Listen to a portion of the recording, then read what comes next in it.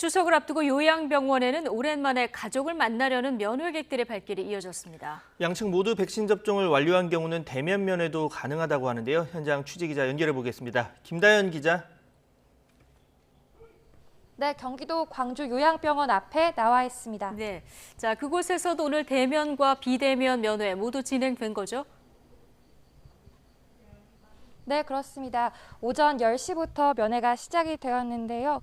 지금은 막바지 두 팀만 남은 상황입니다. 비대면 면회는 별도 공간에서 유리막을 사이에 두고 전화로 진행이 되고요. 대면 면회는 병실이나 상담실에서 이뤄집니다.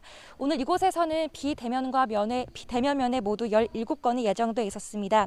면회 시간은 20분으로 제한됐는데요.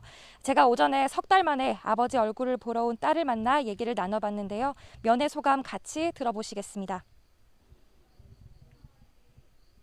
보호자들한테 대면이 이렇게 면회가 가능하다고 해가지고 맞아 6월 달에 봤을 때는 비대면이다 보니까 좀 이렇게 얼굴만 보고 이렇게 뭐 아빠의 신체를 이렇게 만져서 어디가 좀 괜찮는지 안 좋은지 저희가 좀 이렇게 직접 신체 접촉을 하고 싶었었는데 그게 안 됐는데 오늘은 진짜 아빠 좀 손톱도 좀 깎아드리고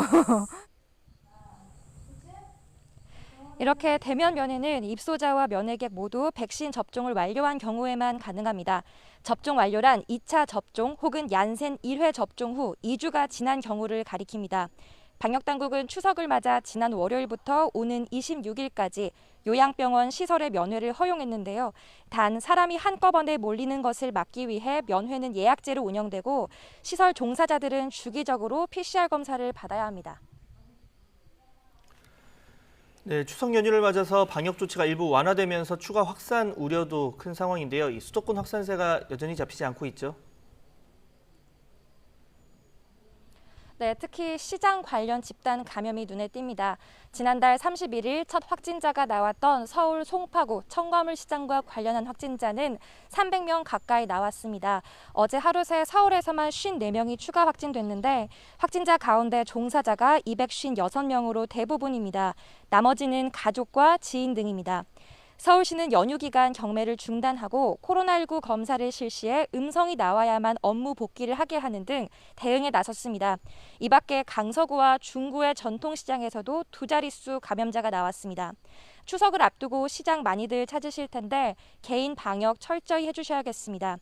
기존 집단 감염 규모는 커지고 또 어린이집과 유치원 등을 중심으로 신규 사례도 계속 나오고 있습니다. 서울 노원구에서는 지난 15일 첫 감염 사례가 나오고 원생 11명과 가족 9명이 누적 확진됐습니다.